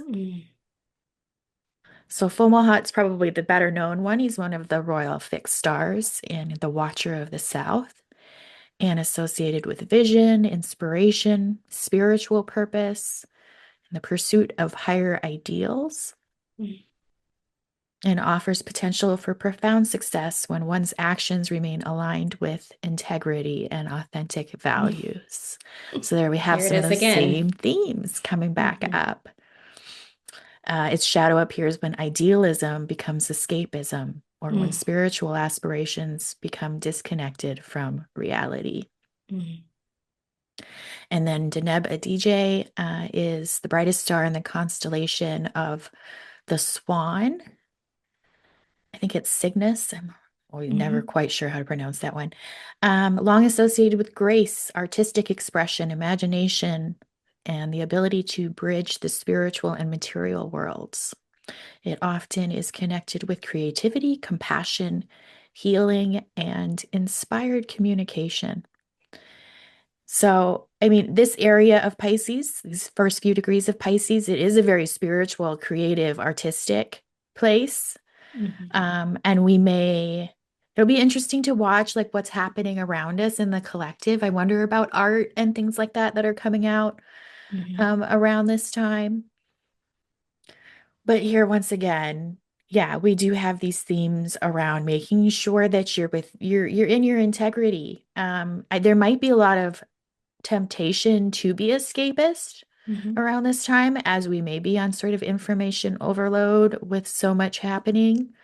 Mhm. But that's probably not the most constructive thing to do. I mean, it rarely is, Yeah. right? Yeah. I think something about the fact that it's pretty closely square to Uranus as well. There's a T square there between the sun and the moon and Uranus. And you can't discount Mercury also very close, as you said, is at the time of this eclipse, it looks like it's just minutes of arc away from that exact Right. square Oh, between Mercury and Uranus.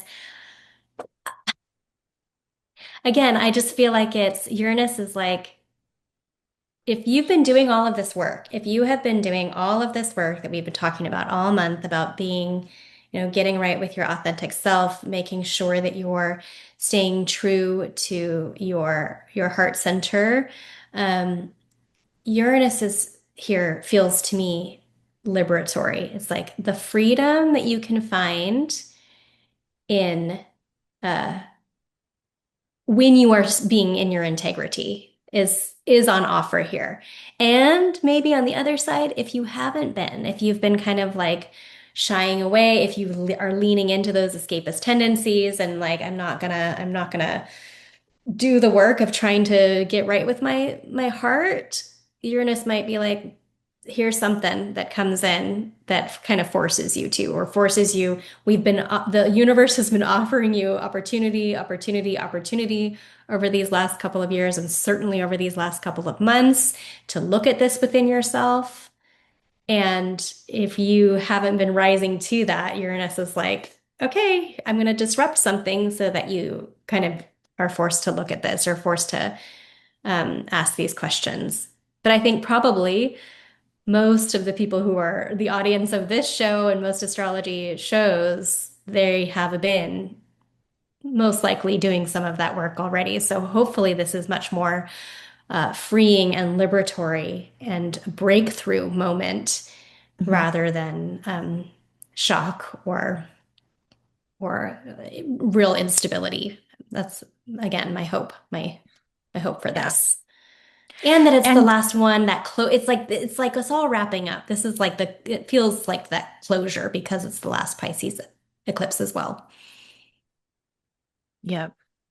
And I think, around us, we're pretty, we're, I, I would say we're pretty certainly going to see some people who are really disrupted under this Hmm. eclipse.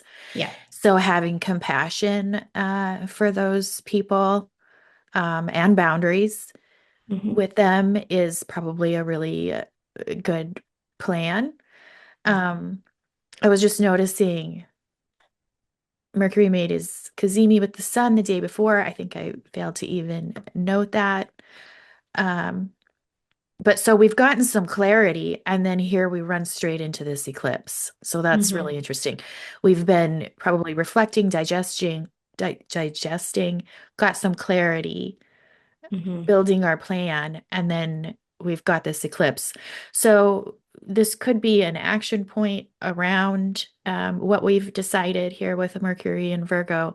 It's interesting also that Mercury rules, of course, the sign of Gemini, where Hmm. Uranus is, and this whole thing is creating a T square. So there's definitely some tension and things sort of about to pop off. Hmm. I totally agree with you. I think we've been sort of been being pushed outside of our comfort zone or being pushed to step outside of our comfort zone really since Mars was last in Cancer. Hmm. Um, and so it's interesting that Mars is back in Cancer and he's still going. Got to get out of that comfort zone. Yeah. Some of these behavioral patterns are not serving you. They're not constructive. If they ever were, they certainly aren't now. Hmm. And Uranus, yes, as the great liberator, the awakener, the disruptor. Really, I think that's what Uranus is always trying to do, is liberate Hmm. us. It's just not Hmm. fun sometimes. Yeah. You don't always want to be liberated from an income source or Hmm. the people that you've always known, even if those relationships aren't really working. Yeah. Um, a living situation that might not be working any longer. But being liberated from that means that you've got to find a new place to live and you've got to Yeah.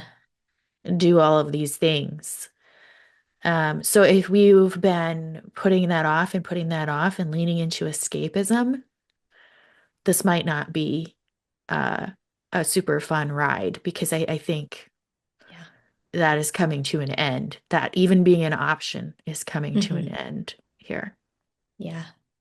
Yeah. I think especially our mutable risings this one might be in particular kind of Yes, it's going loud to be for pretty them. loud, Yeah. Yeah. but it is the last one. Yes. So there's that. Yeah. There's that. Um, Anything else to say about that one? I think that that covered That just, covers yeah, I it. think, yeah, looking for whatever feels like closure, or an ending. Hmm. Hmm. And, after maybe everything that's happened, there could be some constructive expressions of the spiritual, and artistic influences of this eclipse also. Maybe that's part of Yeah. how you're processing, and dealing with some of these changes. Um, Hmm. Music, poetry, prayer, Yeah. all of these things could be. a real sort of release point Hmm. under this eclipse. So then, as we mentioned, really at the same time, we have Hmm. Mercury squaring Uranus, and then the sun will follow suit pretty much the next day. Hmm. So, with Mercury, especially squaring Uranus, there could be unexpected news, mental breakthroughs, again, changes in plans. And I think that's just part of what Mercury is doing here in Virgo in general, is Hmm. editing, planning. Could bring some innovation. The square is a tense aspect, but I tend to think this is going to be a bit more constructive because Mercury does rule Gemini. Yeah. So has some sort of power over Uranus, or Uranus perhaps at least wants to try to help with what Mercury is trying to do. And then the sun is sort of following Mercury's lead too, again, in Mercury's domicile. So Mercury is really sort of in charge here. Hmm. Um, Especially with Virgo, I often think of like routines, habits. Virgos can be really good at building that sort of routines, Hmm. habits, especially around service and maintaining health and things like this. But if expectations have become too restrictive or rigid, Uranus will definitely ask or introduce some flexibility, which Yeah. could be positive still. Yeah, I really feel like this little series with the Mercury square to Uranus and then the Sun square to Uranus, even though, yeah, as you said, even though it's a square, it does feel largely, especially because Mercury rules both Virgo and Gemini and is exalted and is so well dignified here. It's under the beams, but it's protected in its own chariot, so it's not getting like kind of burnt up by the sun. It's really doing well here. I feel like this is largely constructive, maybe not like super just joyful and easy and comfortable, but constructive and productive. And I think that we have about a month here until Mars enters Leo at the end of September, where then Mars will be in Leo and or Virgo for something like 10 months because of its upcoming retrograde. Um, this month here starting with right around, after this eclipse when Mercury squares Uranus and then the sun squares Uranus, and then we have about a month of what feels like it could be incredibly productive or incredibly like put the plan, get the plan written so that by the time Mars goes retrograde in these same kind of sectors that we've been talking about, Virgo and Leo, you've got the plan in place. You've got the contingency plans in place for something, anything that might go awry. So I actually am looking forward to hopefully the innovation or the aha moment or new idea that might come in with these squares to Uranus that allows you to really get down to kind of planning proactively for what may be a more stalled out winter. I think winter and early spring of Mm-hmm. next year because of Mars's retrograde in these same areas of the chart. Mm-hmm. Yeah, I think those are excellent points. As you mentioned, Mercury is combust. He's under the beams of the sun. He's Hmm. invisible. He's too close to the sun to be, for his own light to be seen. But because he's in his domicile and exaltation, we would say he's in his chariot. So he's sort of protected from the worst of the combustion. He's not really being burnt up so much as he's just invisible. Hmm. So perhaps there are things that are really happening behind the scenes. I think with all of this and with months building like through 2026, but perhaps especially under these eclipses, if there are maladapted or not constructive behavioral patterns. We all have them. Hmm. Um, there could be some real insight and liberation from those and really breaking free. But a lot of this might be very internal around thinking this through and making a plan for the future. Hmm.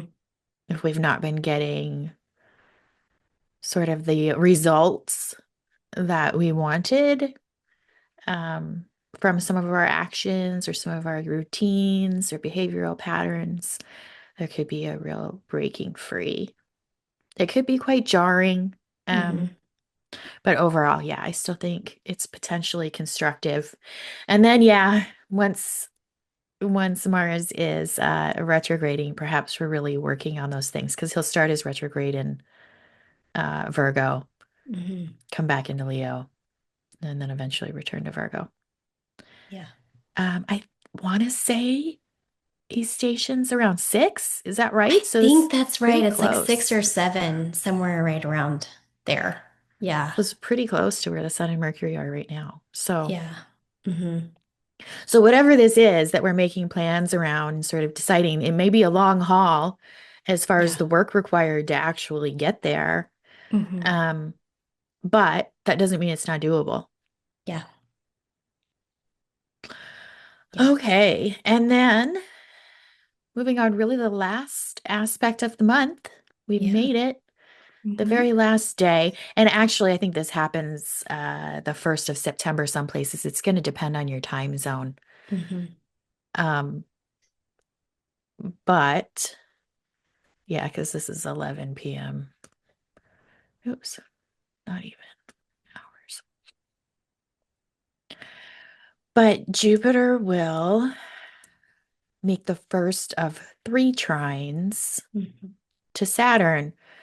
So when we had Jupiter exalted in Cancer for the summer of 2025 to here pretty recently, Hmm. July of 2026, or the very end of June. He was exalted, but you did hear so much, and I felt it myself. Um, like I thought it would be better, sort of, sort of sentiment. Yeah. Yeah. Um, I thought this was supposed to be juicier, but he was Hmm. squaring Saturn almost the whole time. Saturn Yeah. did back into Pisces for part of it, so there was it never perfected. There was never a perfect trine, but the general Yeah. trine. But most of the time, he was squaring Saturn, Yeah. which is difficult. So I'm rather looking forward to this. Hmm. I think, this is part of a larger cycle, so perhaps we Hmm. should put that in context too. The Jupiter-Saturn conjunction was at 0 degrees of Aquarius. Hmm. Was it December 21st, I think? Was it? I think it I think was it on the the solstice in solstice. 2020. Yes, in Hmm. 2020. Yeah. So think back about what that was about for you. I mean, we're in the midst of the pandemic, and I think, Hmm. that's where a lot of people's minds will go immediately. That was our Hmm. entrance into sort of the age of air, too, right? The Hmm. 200 years of Yeah. air of these Jupiter Saturn conjunctions, which the ancients saw as the great conjunction, Yeah. right? Because they're the Hmm. two furthest out visible planets with Yeah. the naked eye. So the ancients didn't even know, of course, about the planets they couldn't see. Hmm. And so these were the two furthest out planets. This was the great conjunction, a great cycle. So at moving elements, like this is a really big deal. We're Hmm. moving away from Earth, Hmm. um, like land, material concerns, into air, informational, relational, societal concerns. Hmm. And here we have the sort of opening trine. Yeah. So, what's there to say? I mean, growth, expansion, um, and the sort of concrete discipline that's required to carry that through. Hmm. Again, this is the first of 3, so this is going to be a sort of a longer process. Um, but I do like that at the end of this month and after eclipse season, it seems like it's bringing some sort of solidity. Um, I don't know if certainty is too strong of a word around what it is we're building and sort of Mhm. where this is all going. Yeah. Yeah, I think that square, when it was in a square, when these two planets were in a square relationship with each other for so much of 2020, 5 and the first part of 2026, was really hard. I mean, Saturn was in a superior position, kind of exerting its petulant will from Aries on our, we were hoping juicy Jupiter and Cancer. Um, and if we think about that square in the nature of Mars, or um, is it Dane Rudhyar who said that the opening square is a crisis of action? Yeah, I think In so. terms of if we're looking at the lunar cycle, like as you did when we were talking about Venus, Mercury, that opening Mhm. sextile in uh, similar to how the lunar phases work. And this was like this whole last year within this longer 20-year cycle that you mentioned, the Great Conjunction, has been so much about that crisis of action, like a choice point. It's been dynamic. Where are we going as a society? Where are we going as individuals? The context has been so much about that, about the how are we acting, in which direction, what do we want to do, where do we want to go? And now with this opening trine, the first of three, so again, a longer process, like you said, these are both fire signs, so it feels very inspired or inspirational. It feels like, okay, yeah, maybe we've made some choices. We've had to, we've both come to the stop sign at the same time, and one of us needed to go first. We needed to have that moment of who's going first, make the choices, have a crisis of action, and now we can start to grow. And those inspiring fire signs can be um, fast moving, outwardly expressive, um, yeah, inspired, bold, fast. So it's possible we could see, along with all of this fire and air, these fire and air elements that are highlighted so much in the summer months, July and August, that we could really see the acceleration of societal context. That's very abstract sounding, but you know what I mean? Like it feels Mhm. like there we can finally start moving without it being so much about um, the kind of crisis point that I feel we have been in. Um, yeah. So I'm kind of looking forward to this. Again, I think that given the Mars retrograde and everything, that it's not going to happen as fast maybe as some of us would like, but this does feel like a moment of forward motion to me. Agreed. I think foreshadowing for September, Mhm. what the glaring obvious next aspect here is the Mars Saturn square, which, is never a Mm. good time. And then when you Yeah. have both of them in fall, so Mhm. neither of them very functional, Mars ruling Saturn, um, that looks difficult. So there Yeah. may be a difficult start to what we're expanding into here. There may be Mhm. like an initial real hurdle to get over, Mhm. and to really sort of have to break through. It might be emotional with Mars in Cancer there. Yeah. Um, Mercury's trying to help by sextile, saying, "This was the plan. Yeah. Follow This through was with the the plan." Yeah. Um, But there might be something that we really have to break through. Mhm. And if we already had those sort of mental breakthroughs, this may be where we actually have to do it, with action. This time Mm. with conviction, this time with feeling, it says Mhm. in Cancer. But we can do it. This is, I think knowing that this is the first of three, Mhm. like there is after this, we'll get through this initial part. Um, and there will be more expansion Yeah. coming over the course of the next several months, the rest of the year. We We did did it. do it. Now we have to live it. That's what I always say Yeah. in these episodes. We walked through it. Now we actually have to live it in real life. Yeah. Yeah. But yeah, I think August is going to be a very eventful month. Eclipse seasons always are. But where this is leading, I think, is there's some release, so there's realignment, and then ending in sort of lasting growth. That's the aim and the goal. So I think it can be Hmm. a really constructive month, even if not all of it will be easy. Yeah. Yeah. I think you used the word monumental earlier, and it feels like a monumental month. Um, but overall, it feels forward, that like there's forward motion in this month. Like whatever catharsis we're going through, whatever thing that's happening, ultimately feels and kind of wrapped up at the very last day with that trine from Jupiter to Saturn is like there is forward motion. I think that so many of us for a long time, certainly when Mars was retrograde in Cancer, it was like things felt so stagnant or so like we're kind of like being all that water of the flow, like we're being washed just back and forth, but we can't really move forward yet. And this does feel like a month where forward motion begins to take shape. Um, I so hang on agree. to that through the rough Yeah. moments.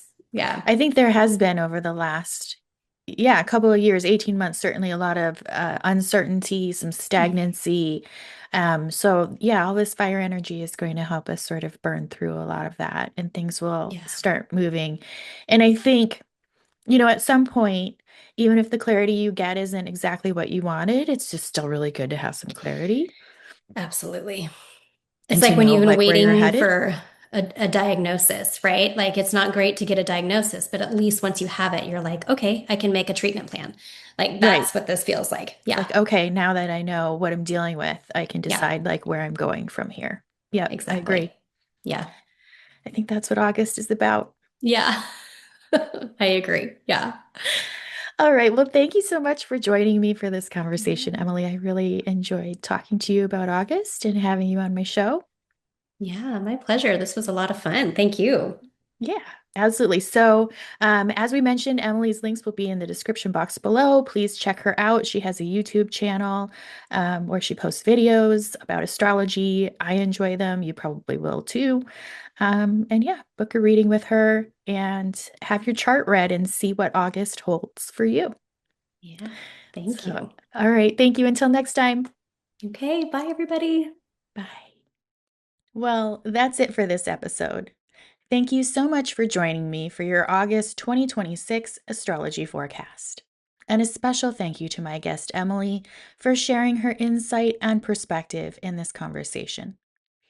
August is a month of powerful transitions. Eclipse season opens a new chapter with the total solar eclipse in Leo, while bringing another to a close with the final Pisces lunar eclipse of this cycle.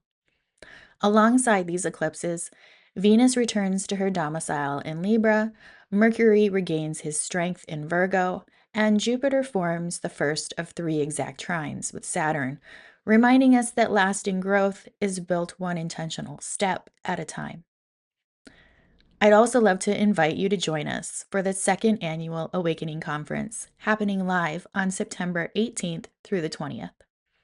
My masterclass, Uranus and Gemini, the Promethean Awakener, will explore where this revolutionary 7-year transit will bring awakening, disruption, and opportunity in your own life. Early bird registration is currently just $44 and includes special offers from the presenters, including $33 off a natal consultation with me. You'll find the registration link in the description below. I'd also love to hear how these transits are showing up in your life, so feel free to leave a comment and let me know what's resonating. And if you'd like a more personalized look at the month ahead, be sure to visit my YouTube channel at Astrology with Erin, where you'll find August horoscopes for all 12 rising signs. I'll be back next month with your September 2026 astrology forecast. Thank you again for being here. Until next time, take good care and may you trust the divine timing unfolding in your life.